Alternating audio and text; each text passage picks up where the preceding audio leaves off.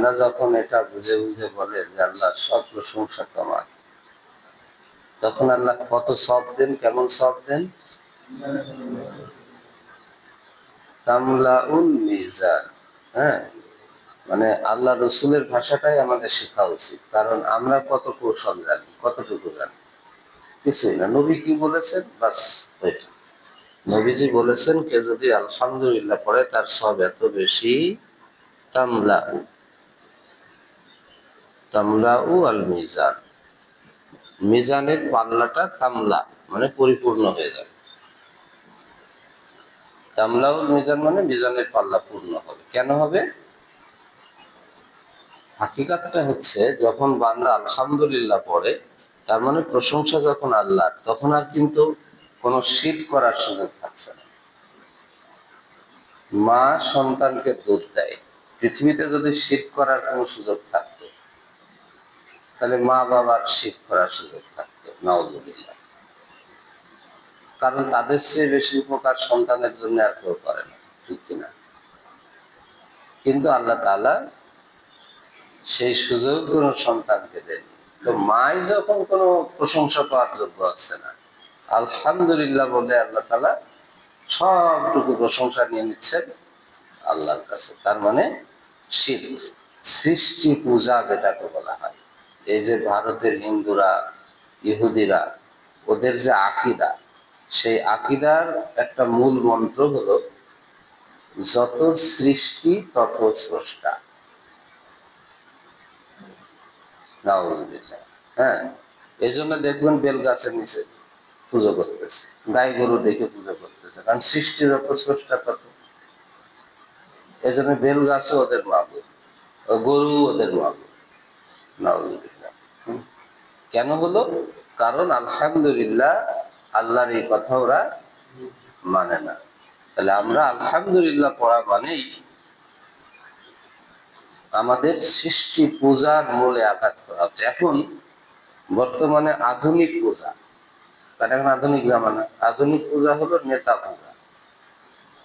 নেতা যদি এক জায়গা থেকে একটা কথা বলে দেয়, সারা দেশের মানুষ বলবে যে, ওই দেখবেন একই সুরে কথা বলবে। সেটা ভুল না সঠিক, এটা অনুসারীরা, কর্মীরা আর চিন্তা করে না। চিন্তা করে কি, যে আমার নেতা যা বলেছে সেটাই সবাইকে বলতে হবে, এবং ওরা সেটাকে সঠিক মনে করে, সঠিক ভাবে তারা, যেটা হলো সঠিক, আমার নেতা যেটা বলতেছে। এটা হচ্ছে নেতা পূজা, সে আমি হই আর আপনি হন। এই জন্য এই নেতার পূজা করা তো যাবেই না, আনুগত্য করতে হবে নেতার কখন কি কাজে। নেতা যতক্ষণ পর্যন্ত ওই আলহামদুলিল্লাহ সাথে থাকবে, কারণ এই নেতা তো আল্লাহর একজন গোলাম, তিনি যতক্ষণ আলহামদুলিল্লাহ কথা বলবেন, যতক্ষণ তার কথাটা আল্লাহর হুকুম পালনের জন্য হবে, আল্লাহর বিরুদ্ধে না যাবে, শিরক পর্যায়ে না যাবে, বেদাত পর্যায়ে না যাবে, ততক্ষণ পর্যন্ত আমি ওই নেতার ভালো ভালো কথাগুলোকে মেনে চলব। এটাকে আল্লাহ কোরআন, আমি যেটা বলতেছি এটাকে আবার আল্লাহ কোরআন এভাবে বলতেছেন, তাআওয়ানু, তোমরা পরস্পরে পরস্পরকে সহযোগিতা করো। তাআওয়ানু, শুধু নেতাই না। আক্তার ভাই একটা ভালো কথা বললো হারুন ভাইকে, তা হারুন ভাই যদি মনে করে যে আক্তার ভাই তার আমার ভাই লাগে না, বা তার সাথে আমার অত বড় সম্পর্ক নাই, একজন বলতেছো আমার কি সেটা না। আল্লাহ বলছেন তাআওয়ানু, যে কোনো মানুষ যদি কোনো ভালো কথা সেখানে পাও, তাহলে সবাই মিলে তাকে সহযোগিতা করো, ওই ভালো কথাটা মেনে চলো। সে যে কোনো মানুষ বলুক, দেখবা সেই কথাটা আল্লাহর দ্বীনের পক্ষে কিনা, কোরআনের পক্ষে কিনা, ইসলামের পক্ষে, একটা ভালো কথা সেটা কোরআনের সাথে মিলে যায়। ঠিক এই পয়েন্টে এসে যদি একজন ভালো কথা একজন হিন্দু বলে, ঠিক আছে, একজন হিন্দু এমন একটা কথা বললো যেটা কোরআনের কথা, আছে না অনেক অমুসলিম বলে, তখন আপনি কি করবেন বলেন তো? এই এই মূলনীতির আলোকে হিন্দু হওয়ার কারণে কি তার ভালো কথাটা আপনি নেবেন না? কথাটা তো ভালো। হ্যাঁ, এবার আসেন, সেও যদি কোনো ভালো কথা বলে, জ্ঞানের কথা বলে, আপনি সেটা কোরআন দ্বারা পর্যালোচনা করবেন, ইসলাম দ্বারা পর্যালোচনা করবেন, সেটা শিরকের ভিতরে যায় কিনা, বেদাতের ভিতরে যায় কিনা, নেতা পূজার দিকে যায় কিনা, কোরআনের বিরুদ্ধে যায় কিনা, সব দিকে দেখছেন না, কথাটা তো ঠিক বলেছে সে। তখন তার এই কথাটাকে আপনি মেনে চলবেন। সে নিজে হিন্দু হওয়ার কারণে, মুশরিক হওয়ার কারণে সে জাহান্নামে যাবে, কিন্তু তার একটা কথাটা ভালো, ভালো কথা তো তার বাপের কথা নাই, সে ওই কোরআনের কথাটা, হাদিসের কথাটাই কারো কাছ থেকে শুনে সে এটা মেনে চলে। এই কারণে সমাজের মানুষ তাকে একটু দাম দেয়। আছে না অনেক সমাজে দেখবেন হিন্দু মেম্বার, কারণটা কি?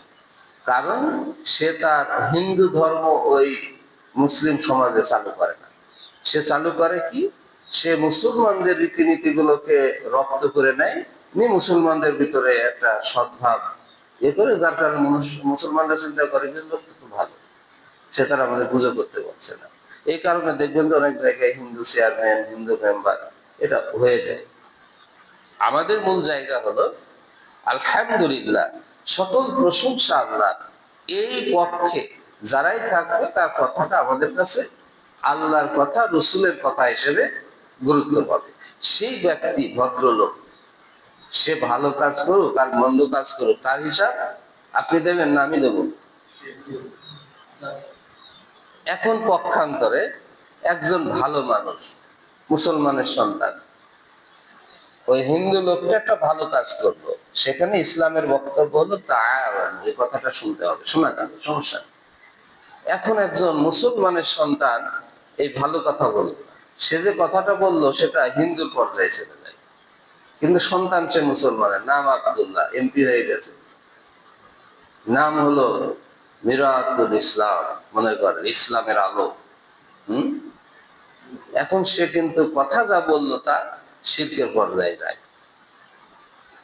সে মুসলমানের সন্তান সংসদে যে আপনার সুদের বিল পাশ করে দিল, মদের বিল পাশ করে দিল, সন্তান কিন্তু মুসলমানের, সে মদের বিল পাশ করার জন্য সংসদে বিল উত্থাপন করলো যে আসলে হিন্দুরা, হিন্দুদের দোকানে যে মদ খায়, তো আমাদের একটা বিসমিল্লাহ মদের দোকান দিতে হবে, বিসমিল্লাহ আল্লাহর নামে মদের দোকান, মুসলমান সন্তান, সে মুসলমান তো এই জন্য বিসমিল্লাহ করা যাবে? এটা হলো মুসলমানের সন্তান হলেও যদি শিরক, বেদাত এবং আল্লাহর দ্বীনের বিপরীত কোনো কথা বলে, সেটা সরাসরি প্রত্যাখ্যান করবে মুসলমানেরা। কারণ সে তুমি যেই হোক, তোমার পরিচয় যাই হোক, তোমার এই কথা কোনো অবস্থায় গ্রহণযোগ্য নয়। তাহলে আলহামদুলিল্লাহ মানে হলো, আমি বুঝাতে চেয়েছি যে এর ভিতরে কোনো নেতা পূজা থাকবে না, সৃষ্টি পূজা থাকবে না, কোন মানুষকে, আল্লাহকে খুশি করে কোন মানুষকে খুশি করার কোন মানসিকতা তার ভিতরে যেন জিন্দেগিতে পয়দা না হয়। বউ চিন্তা করতেছে স্বামী আমার এত ভালোবাসে, স্বামীকে সকাল বিকালে একটু পূজা করা যাবে। দেখেন না, অন্য ধর্মের ভিতরে আছেন একেবারে স্বামীর কাছে যে, শ্বশুরের কাছে যে, কারণ শ্বশুর আব্বা, দেখবেন যে অনেক সংস্কৃতিতে এগুলো আছে। আলহামদুলিল্লাহ পড়ার সাথে সাথে একজন মুসলমানের জন্য স্বামীর পায়ে হাত দিয়ে একেবারে এমন করে দিল যেটা আল্লাহর সাথে করা যায়, নাউজুবিল্লাহ। এই জন্য পায়ে হাত দিয়ে ওইভাবে সালাম করা যাবে না, কারণ আলহামদুলিল্লাহ সে করেছে একমাত্র আল্লাহ। হ্যাঁ, স্বামীর খেদমত করতে হবে জীবনের সবটুকু আন্তরিকতা দিয়ে, সেটা ভিন্ন কথা, কিন্তু তাই বলে স্বামীকে সেজদা করার মতো কোনো কাজ করা যাবে না। আলহামদুলিল্লাহ আল্লাযী মানে কি বলেন, যিনি, আহইয়ানা, গতকাল বলেছিলাম দোয়া, আহইয়া মানে না, মানে কি না, মানে আমাদের, আর আহইয়া মানে হায়াত দিলেন, আহইয়া, তাহলে এটা এর রুট ওয়ার্ড হলো হায়াত। হায়াত বলি না যে হায়াত বহুত, এই আহইয়া হায়াতটাকে ভাগ বানানো হয়েছে। তাহলে হায়াত মানে জীবন, আর আহিয়া পাস্ট ফর্ম, জীবন দান করলেন, জীবন দান করলেন কাদেরকে? আমাদেরকে। কখন দিলেন? বাদ। বাদ মানে পরে। কত নম্বর শব্দ? হ্যাঁ, মা নাকিজা। আমাতানা। আমাতানা। আমাতানা মানে হ্যাঁ, আমাতা শব্দটা এসেছে মৌত থেকে, যেমন এটা এসেছে হায়াত থেকে, এটা এসেছে এই যে হায়াত শব্দের বানানটা দেয় এই, এটা এসেছে হায়াত, হায়াত থেকে মানে জীবন, আর মৌত থেকে মানে মৃত্যু। তাহলে এই মৃত্যু, এটাকে আবার ভার বানানো হয়েছে। তাহলে আমাতা, যিনি মৃত্যু দান করেছিলেন, কাদের? না, আমাদের। এই না, তাহলে আলহামদুলিল্লাহিল্লাযী আহইয়ানা বা'দা মা আমাতানা ওয়া ইলাইহিন নুশুর। কত বড় ওয়াজ!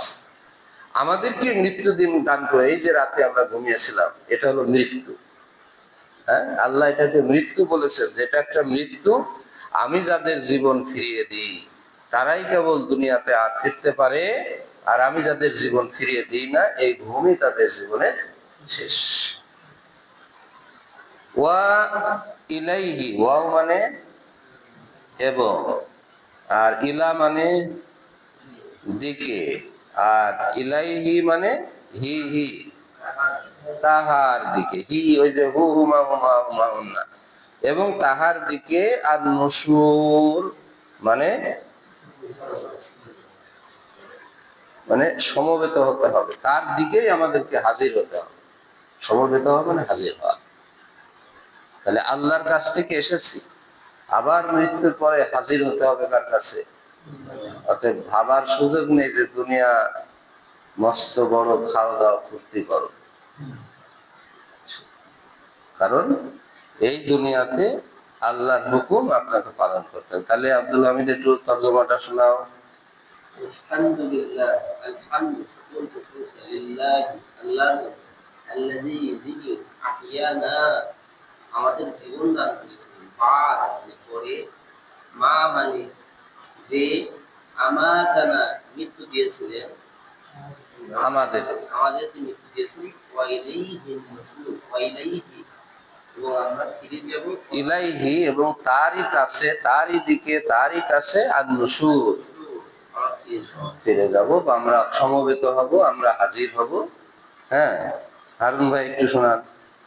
আলহামদু সমস্ত প্রশংসা লিল্লাহি আল্লাহর জন্য, আল্লাহই যিনি আহইয়া মৃত্যু দিয়েছেন না আমাদের, বাদা পরে মা যে আমাদের জীবন দিয়েছেন। এখানে মৃত্যু এখানে জীবন দিয়েছেন, এইটা হবে মৃত্যু। আমাদের মৃত্যু দিয়েছেন না আমাদের, ওয়া এবং ইলা দিকে হি তাহার, আর নুশুর হাজির হতে হবে, সমবেত হতে, এবং তারই কাছে আমাদের হাজির হতে হবে, ফিরে যেতে হবে, সমবেত হতে হবে। আপনি যে কোনটা বলতে পারেন। কে শোনাবেন? করিল ভাই শোনান একটু।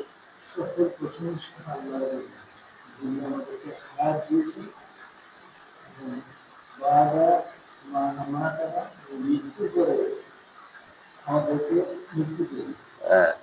আহিয়ানা যিনি জীবন দান করেছেন, বা'দা মা আমাতানা পরে যে আমাদের যে মৃত্যু দান করেছিলেন, তারপরে এই জীবনটা দিয়েছেন কখন? এই যে সকালবেলায় আমরা যে রাতে মরে গিয়েছিলাম, তারপরে। হ্যাঁ,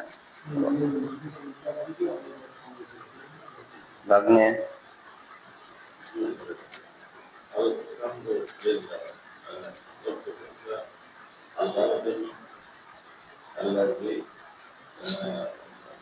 যিনি আমাদেরকে জীবন দান করেছেন, পরে আমাদের আমাদানা মৃত্যু দান করেছেন, এবং তার দিকেই আমাদেরকে ফিরে যেতে হবে, সমবেত হতে হবে। আক্তার ভাই। আল্লাহ আমাদের হায়াত, হায়াত দিয়েছেন, এবং বা'দা পরে, পরে মা আমাতানা, আমাদের যে মৃত্যু দিয়েছিলেন তারপরে। আর কিছু করে দেন। হ্যাঁ, না, যিনি মৃত্যু দিয়েছিলেন, যিনি আমাদেরকে জীবন দিলেন, আমাদের যে মৃত্যু দিয়েছিলেন তার পরে। হ্যাঁ, আমরা আগে মরলাম রাত্রি, তারপরে জীবন দান করব। করে হ্যাঁ হ্যাঁ, এবং তারই কাছে তার কাছে ফিরে যান। ফিরে যেতে হবে। আশরাফ ভাই,